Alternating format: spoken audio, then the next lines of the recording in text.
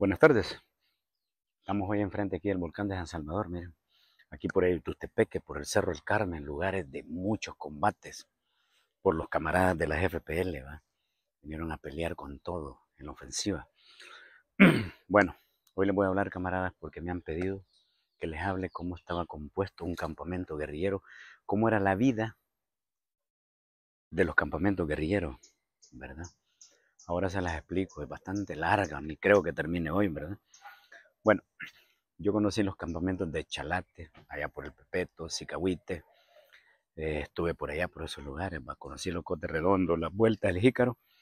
Pero les voy a hablar del quemado, del que mucho les va a interesar cómo estaba compuesto, por tan famoso que se ha hecho, ¿verdad? Debido a hoy a las redes sociales y todas las historias pues, que hay del Cerro de Guazapa.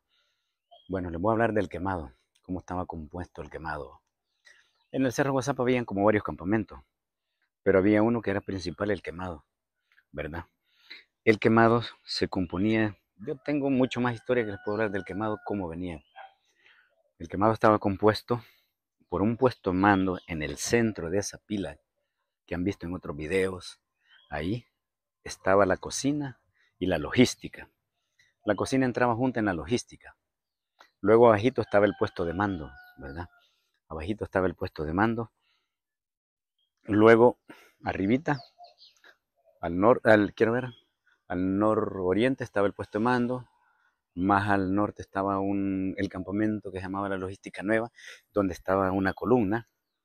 Al norte, en la Logística Vieja, se llamaba así, estaba otra columna.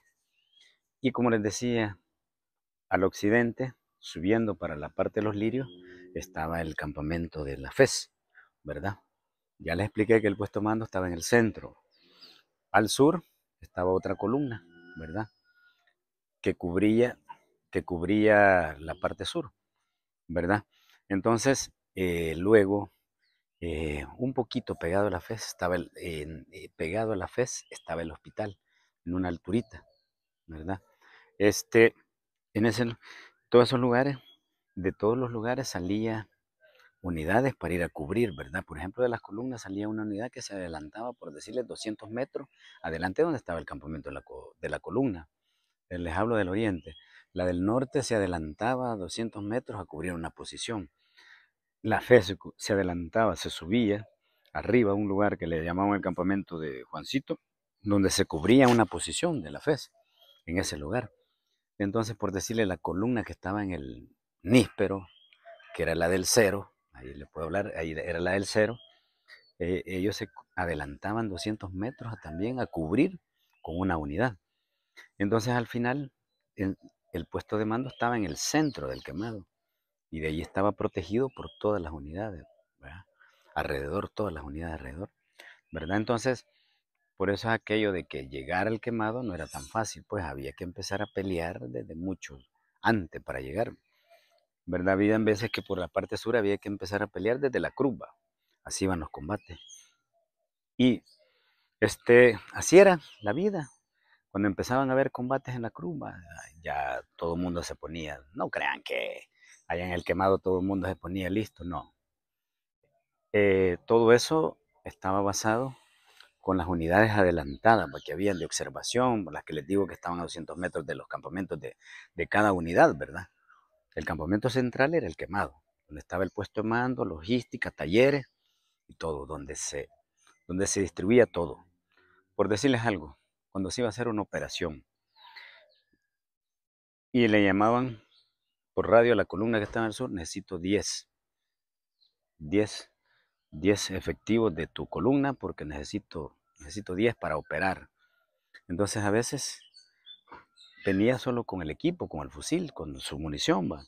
Pero en base a la munición que iba a usar, eh, ahí le daban más. Aquí está tu parte, aquí están tus partes de granadas de RPG-7, las que vas a ocupar en esta operación. Y así, de allí venían 10 de la FES, 10 de la otra columna, 10 las cosas que se hacían 40, ¿verdad? Se hacían 40 de unidades. Estoy hablando de efectivos solo de combate. A eso ustedes le suman las enfermeras, los médicos, porque sí apoyaban médicos también, ¿verdad? Había que crear en el lugar donde se iba a combatir atrás. Le estoy hablando de los médicos en este momento. El jefe, el comandante que iba a dirigir la operación, ¿verdad? También tenía que estar ahí cerca del hospital. La unidad de rastreo, muy importante, porque era la unidad que tenía en comunicación, tenían en interceptada la unidad que íbamos a atacar, ¿verdad? Entonces, aparte de las exploraciones que se habían hecho, entonces, el quemado ahí, esa parte que está de la pila un poquito así, no solo se pasa el callejón, era donde formábamos todo, cuando ustedes ven esos videos, donde formábamos todo, cuando íbamos a operaciones, ¿verdad? Que se hacían operaciones, maniobras, por decir, vamos a hacer una operación, por decirles en la colonia Las Flores, Apopa, Tonaca. Entonces se movilizaban esas unidades. Entonces, pero de esos campamentos salían el grueso de tropa. De ahí salía hospital todo lo que se necesitaba, todo, ¿verdad? Cuando les hablo en las unidades efectivas, ya iban quién usa el RPG-7, ya sabían qué unidad, cada cuántas unidades iba a ir una ametralladora, cada cuántas unidades iba a ir un lanzagranada, fuera lo que fuera ruso, lo que fuera o fuera gringo, ¿va? Eh, Ahí mismo, en ese lugar, le entregaban las raciones de comida a uno, a la que uno iba a necesitar para la operación, ¿verdad? Si la operación iba a durar 2 días, ¿verdad? ¿Cómo íbamos a ir llevando los combates? Entonces se hacía en todo ese lugar, en ese campamento El Quemado. Pero bueno, ahí solo dándoles cómo se operaba de esa zona. Pero lo que quieren saber ustedes es la vida del guerrillero, cómo era en esos campamentos, ¿va? Y tienen razón, ¿va? Nosotros no salíamos de licencia, no salíamos a descansar, no teníamos. Entonces, todas las unidades cubrían posiciones adelantadas. Esas unidades estaban adelantadas, pero las unidades que estaban en los campamentos centrales de cada columna, nos reuníamos casi muchas veces, a veces juntos en ese quemado, ¿verdad? Ese era como el parque de toda la guerrilla. Bueno, ahí se encontraban novias y se encontraban novios, ¿verdad? También, ¿verdad? Entonces allí, eh, por supuesto, vaya, por ejemplo, hay quienes que tienen una cosa muy equivocada, que las compañeritas que eran guerrilleras, que a ver, ¿para qué las ocupaban? No, ahí era un respeto con las personas, con las mujeres, de hombre a mujer y de mujer a hombre, ¿verdad? Entonces ahí, en esos lugares, todo el mundo llegaba, platicaba, pues, era como el parque de la guerrilla, ese era el parque de la guerrilla. Ahí donde estaba la cocina, estaba el puesto de mando, estaba la logística, era como el parque de la guerrilla.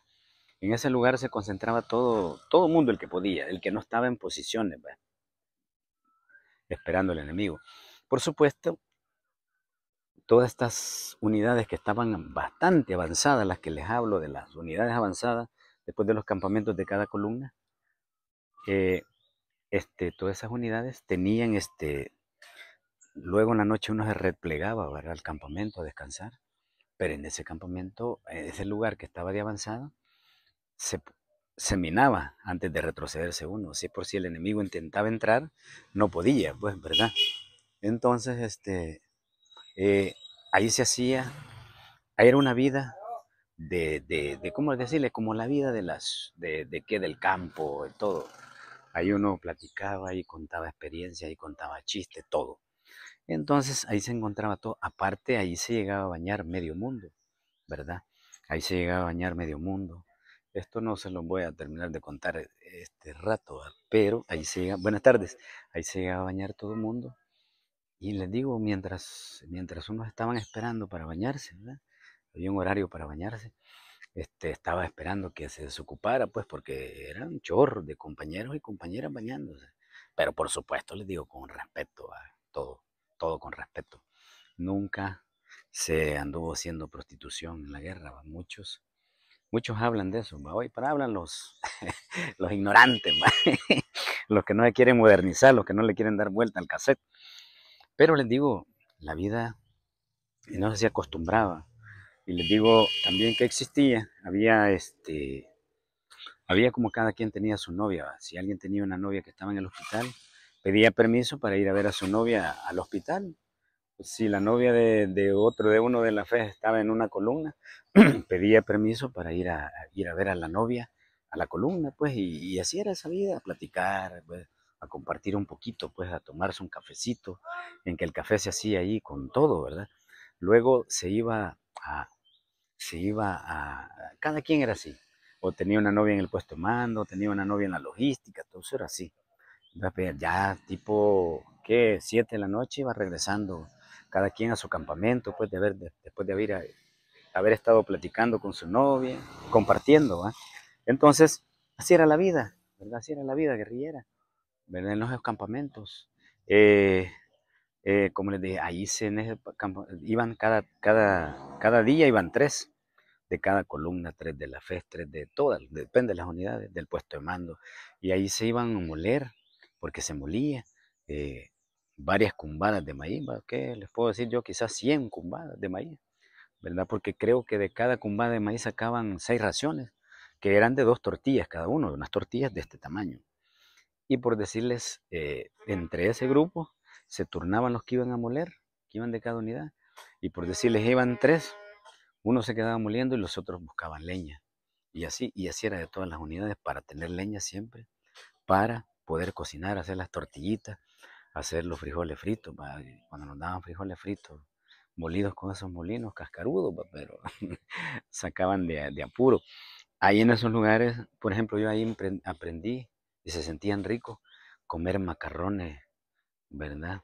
Que le echaban salsa natura, ¿eh? Pero les ponían leche, entonces se sentían sabrosos, le digo, porque cuando se comía eso sentía, oh, macarrones con sardina.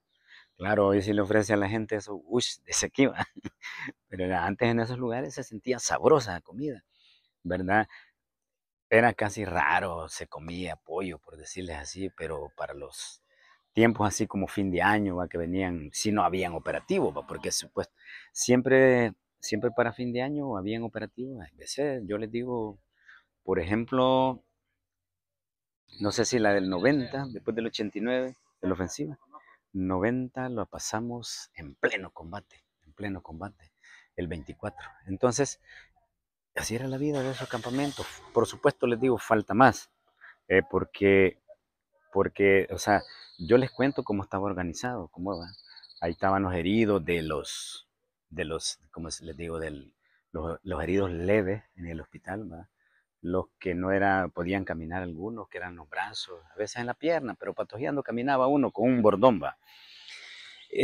Ahí en todos también, inmediatamente cuando eran amputados, ¿va? Porque les digo, también teníamos amputados, a veces por nuestros mismos errores, se nos olvidaban dónde estaban las minas y teníamos amputados.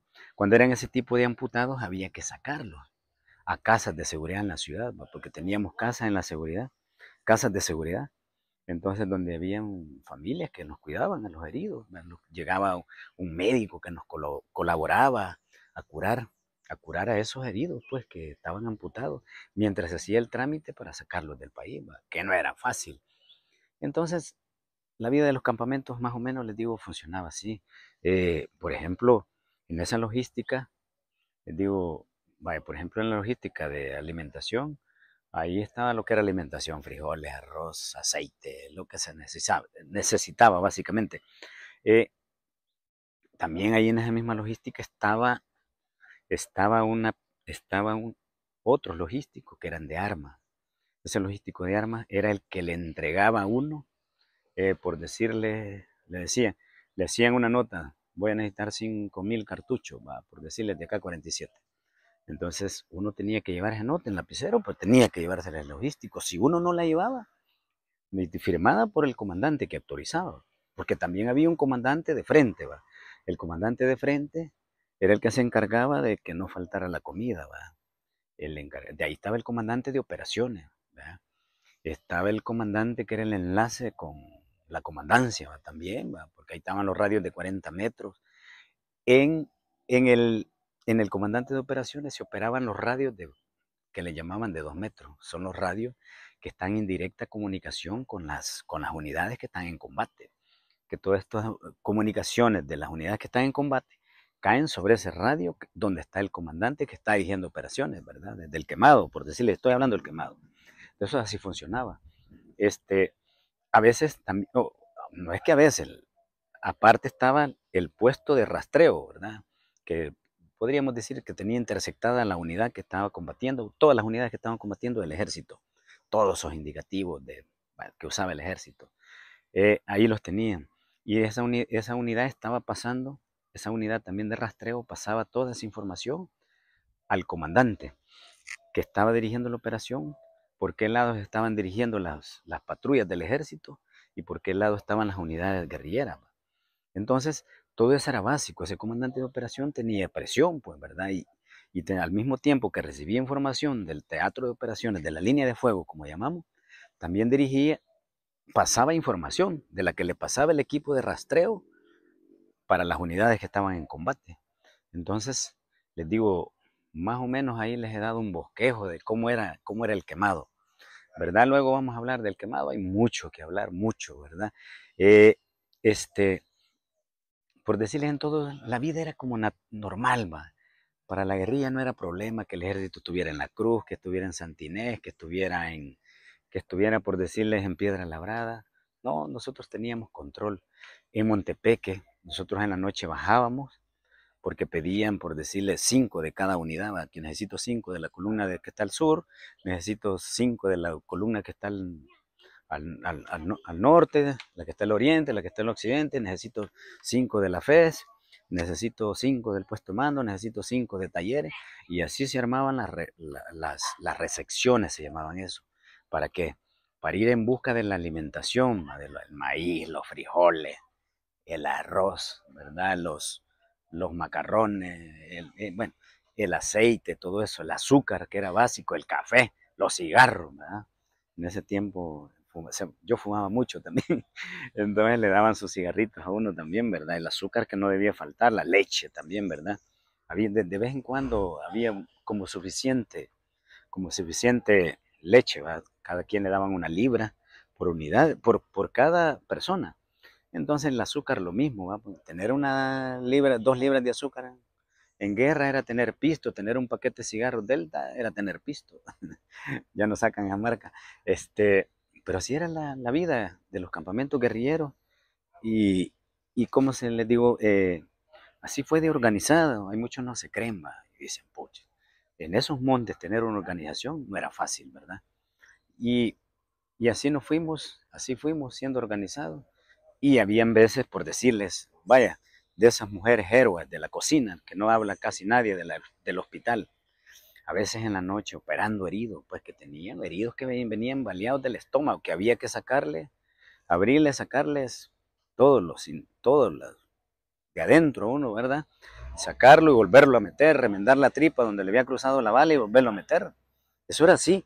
Y decir, de esperar que se tire un pedo este cabrón, ¿va? Para ver si quedó bien, si no lo tira peligroso, se estaba muerto. ¿Va? Entonces era para darse cuenta que sí había quedado bien el remiendo en la tripa. Entonces así eran. Y a veces estas mujeres llegábamos a un lugar, se movía esa cocina de un lugar a otro porque el ejército estaba cerca y, ¿qué pasaba en eso? A veces, ¿cómo se llama? Estas pobres mujeres luchadoras, estas mujeres luchadoras, a la 1 de la madrugada haciendo tortillas para el día siguiente en la mañanita, entregarnos una tortilla, todo, ¿verdad?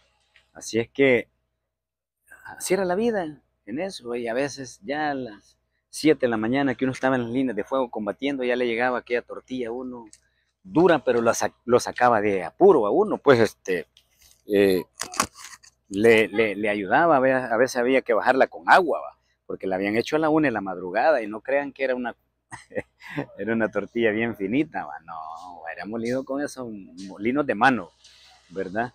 Entonces, eh, así era la vida, por decirles, en todos esos lugares, lástima, quisiera como seguirles contando más cómo funcionaba. A veces nos hacían emboscada cuando veníamos cargados, ¿verdad? Morían compañeros, ¿verdad? Buscando qué comer y movernos de un lugar, por decir, nos movíamos del quemado, nos íbamos al Franco. Allá en el Franco, allá se tenía otro montón de cositas escondidas, ¿va? Enterradas, maíz, frijoles, azúcar, lo básico, el arroz que no debía faltar, ¿va? ¿Qué hacíamos en la guerra? solo nos daban 2 tiempos de comida. Esos 2 tiempos de comida, uno que era, lo llevaban, el desayuno lo llevaban como a las 11. Eh, la cena y el almuerzo lo llevaban como a las 3 de la tarde. Entonces era bien, uno tenía, ¿qué hacía uno? Iba guardando una tortilla de la mañana, va guardándola para las 2, para las 12 y así se iba.